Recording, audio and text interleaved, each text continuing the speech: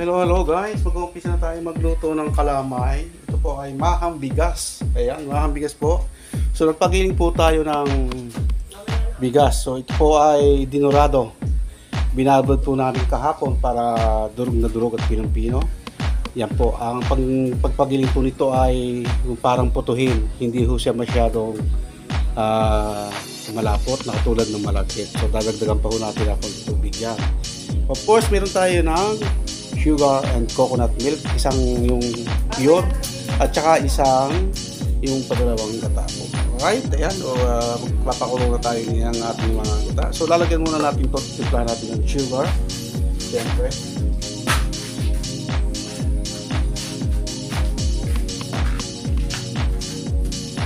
Lalagyan po natin siya ng red sugar.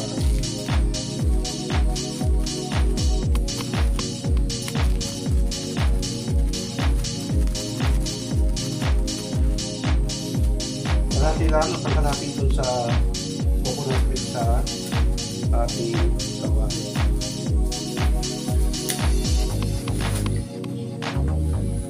Dadagdagan po natin to ng malabnaw na pangalawang gata. Actually, pwede po dito ang tubig. Yan. Ito po ay mahang bigas, kalamay. Kalamay din po ito, pero ang tawag dito ng iba ay maha. Pero hindi po siya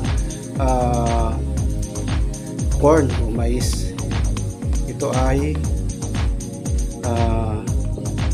bigas. Alright? Yan. So, yan po yan. Lagay po natin itong ating coconut milk.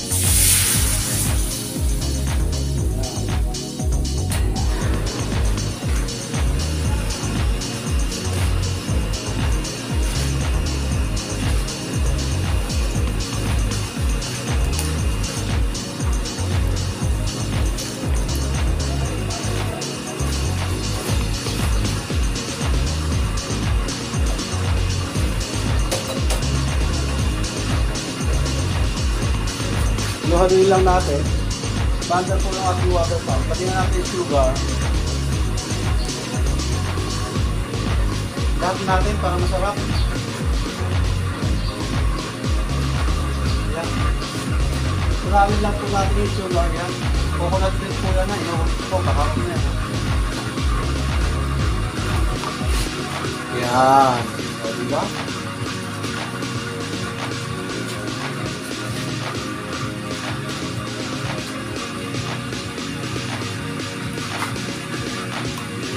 Oo. Ngayon lang po kasi para kung nagkakalamay tayo na malagkit. Hindi kalamay talaga. Pero ito po ay mahang bigas. Hindi po mais.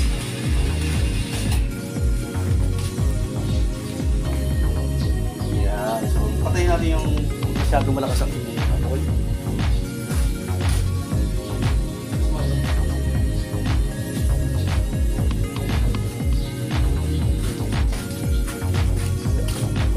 Lagyan na natin itong bigas. Ito pa, halo lang ang halo tayo.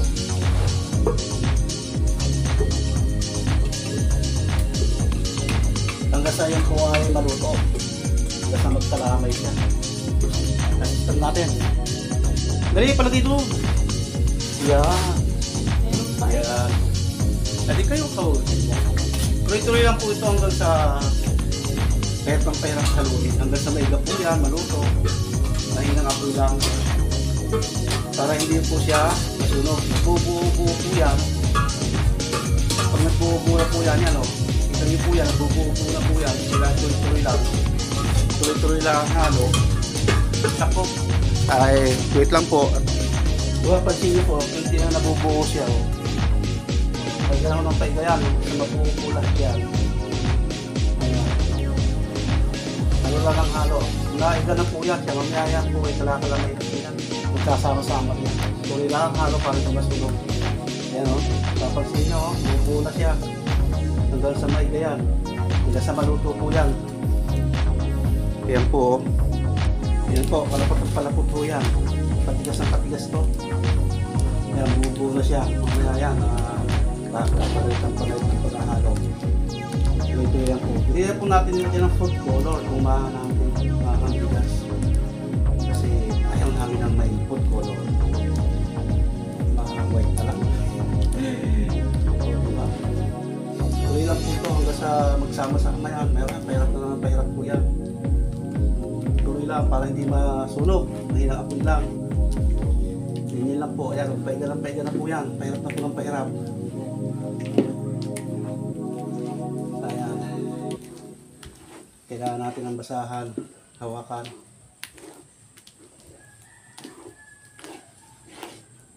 Pabango ng pabango.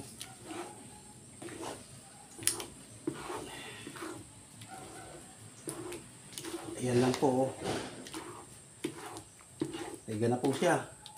Paghunot ng pakunat ho ito. Ayan talaga yan. Ayan. Pawinsya na tayo. Kikita nyo ba? Ayan po. Oh. Kita nyo ba?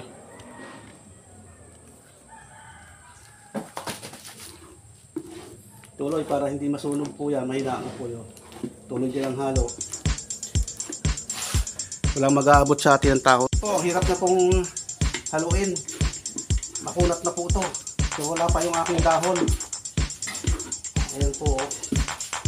Makunat na po ito. Patigas mo ng patigas yan. Ayan.